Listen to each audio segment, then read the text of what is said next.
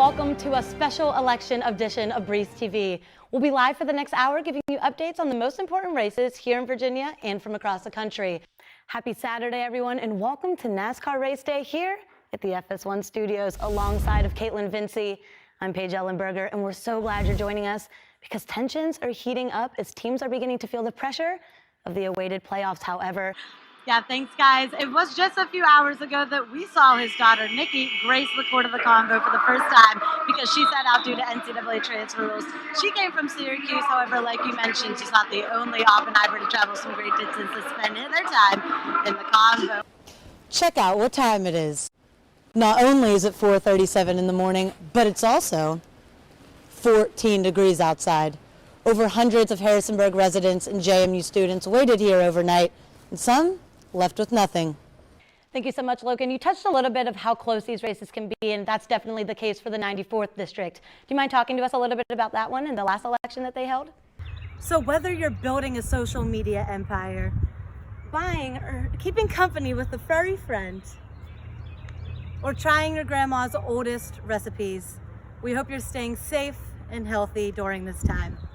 Reporting from my home in Pittsburgh, Pennsylvania, Paige Ellenberger, Breeze TV. Yeah, interesting to say the least. Chairs are literally flipping over here from assistant coaches.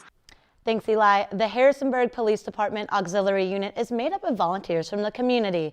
The unit helps HPD with patrols, traffic duties, and other law enforcement tasks around Harrisonburg. Breeze TV's Noah Ziegler shows us what the program entails.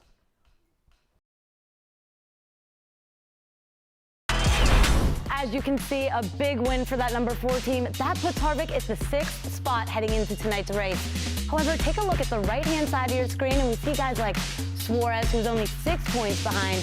Jimmy Johnson, who we mentioned earlier, who has never missed the playoffs, only 12 points below that cut line.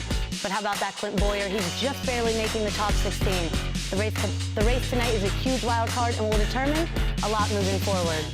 Chaos will be anticipated, that is for sure. But speaking of that big Michigan win, let's take a look back at that 400-mile track located in the Irish Hills of Michigan in today's Race in 90. Caitlin, every week is a battle to gain playoff points and to secure that 16th spot. But with so many drivers that are so close, it's really anybody's to take. So what's the strategy for the guys tinkering maybe above or right below that cut line heading into Bristol? You are definitely right on that one. And there's indeed a lot on the line, like you said, for a few of those guys as we finish out the regular season. Thank you guys so much for joining us, and stick around for more race coverage coming up after this. Glenn Thomas is a JMU graduate who had dreams of leaving the Valley once he finished school back in 2017. But it was a bike shop in downtown Harrisonburg that kept him around. But then once I got outside of like the kind of same old on campus and started working here and being downtown more, exploring the trails and community here, it's like, oh, it's a lot going on here. It's a pretty cool place, you know, so definitely is a reason I stuck around. The shop that Thomas found work at opened its doors 20 years ago. The owners of the Shenandoah Bicycle Company created a unique environment that brings a community together, just like it did for Thomas. Getting people who have something in common, bikes, getting them together off the bike, and kind of just furthering that friendship and that relationship. Once the store found its footing, Jenkins brought pulp into the equation. For 9 years now, it's a spot you can grab a smoothie or an acai bowl. Pulp, once again, is partly supporting the healthy lifestyle we believe in, and then also trying to make a bike shop and a retail store downtown as a place to hang out. The store has developed infrastructure, created mountain bike trails, and organized group rides. This shop, you feel like you're supporting all the things they're doing out in the community. At the heart of it all is a passion for biking. It's kind of cool because you like get a break from the same old, the mundane aspects of life, and you get to go basically be a kid and play around with people, you know, whether it's in the woods or riding around the roads. Reporting for Breeze TV, I'm Paige Ellenberger.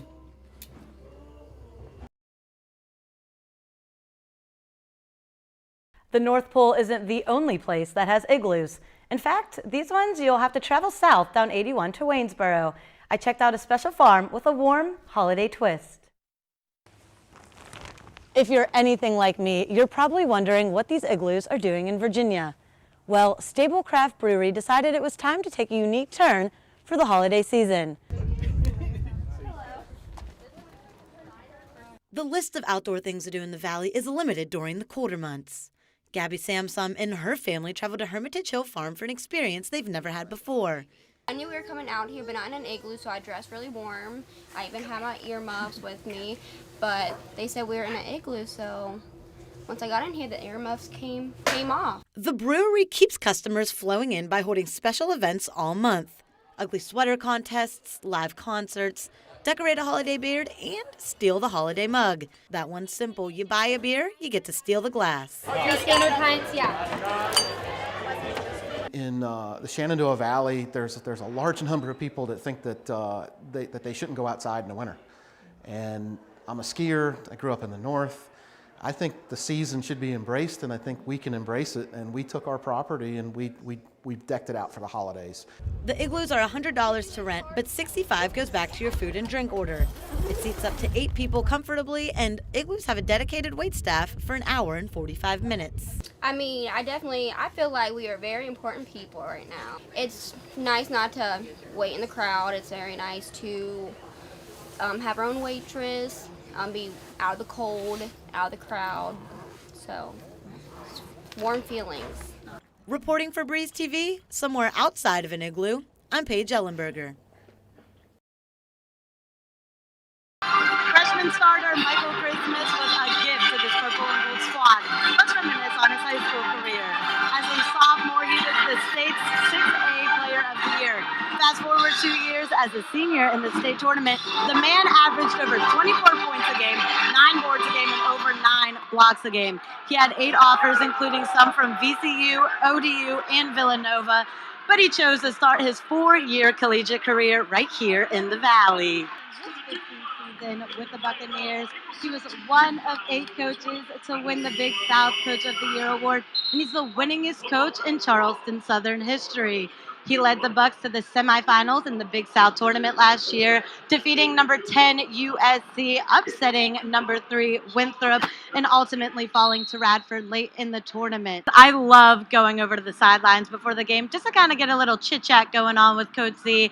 I asked him what the intentions are going into this game. They're both ranked and closely ranked, so at one hand, it's a little bit more pressure than the Wake Forest game, let's say. But he said we go into every single matchup exactly the same. It sounds a little corny, but why switch up if it's working? Bryce Williams is definitely stepping into some huge shoes at the Niners program. He's son of the legendary Steve Williams. Now, Steve is the all-time leading scorer with over 2,300 shots made. He averaged 20 points a game during his 4-year career and holds 6 more top 10 school records to go along with it. He was drafted by the Spurs in 1992, but he really made his name in the Italian League. He was titled the New King after winning the Italian League MVP.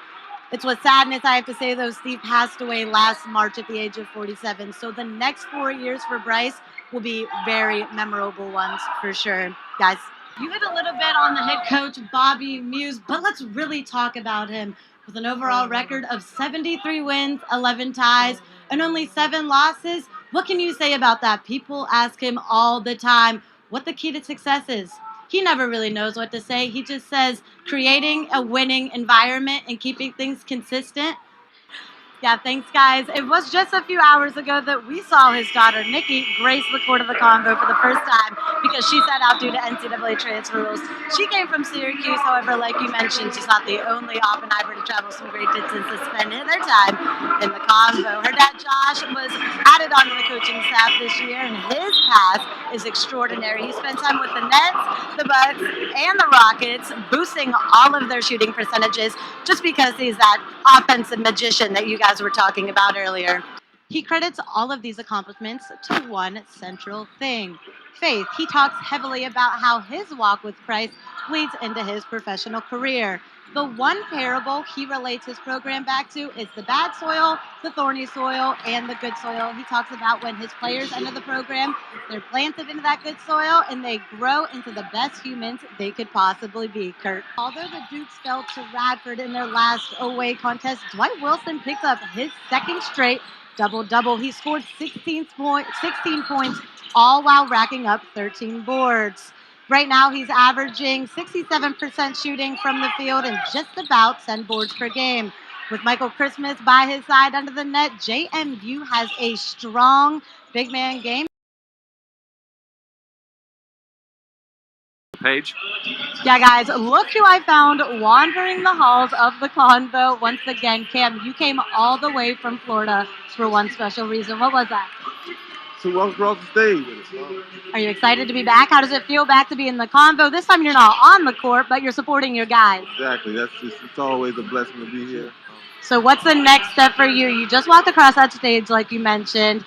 Any big plans in the future? Last time we saw you, you were painting, you were cutting hair, you cook all the time. How's all that going for you? Still painting? I'm still painting, I'm still cooking, I'm still cutting hair. We're so glad you're back. Guys, Cam's back in the building. How do you feel about that? I think it's Yeah, Cam, it's a slight plug here. What's your social media handle so people can follow you and look at your work? I've seen his work. It's so impressive. So we're glad to have you back, Cam. Yeah, no doubt about it. Kenny has infiltrated our methods I here. know, it's a Where's Waldo moment up here for all of us. And so you have Andy Morrison there to the left, was a long time on the staff, and for Coach Mormon. Mormon, she's a traveler now. It's hard to settle her down, Paige. Paige is with Coach Sheila Mormon now. I got her to settle down a little bit up here. Coach, how does it feel to be back and to be full circle here? You were here from when the convocation started. It's the final weekend. What are your emotions like today and for Sunday? Well, I've looked forward to this for a long time, and it's Speaking about those connections during halftime, you were honored on the court with a lot of your peers and past players. What was that feeling for you? Maybe seeing some faces you haven't seen in a long time. many of them. You had a successful career, to say the absolute least, but you set the standard for the women's basketball program. How does it feel seeing the Dukes really reign during these final seasons? Well, that's something that Andy and I have talked about a lot. Well, thank you so much for talking to us. It has been quite the honor. Kurt, David, All right, how does it feel over there? Thank you very much, Paige. Caitlin, so we know you had hip surgery. Can you just kind of update us on how that's going and how you're feeling? And you did tell me pregame that you are eligible for the medical red shirt. How important is that coming forward for maybe another season? Kurt, Hannah, you guys were talking about all the October birthdays. Caitlin had hip surgery on Tuesday, which was her 20th birthday. Not the most exciting time to be in the hospital, but you did get that lemon cake, right? I did. Okay, happy birthday, and thanks so much for talking to us. Wasn't going anywhere just yet. Okay. Coach, it was a crazy first half. There's a lot of whistles. On the other hand, not that many, and it seems like a lot of your players were getting in your head. What did you tell them in the locker room coming out for the second half? All right, thank you, Coach.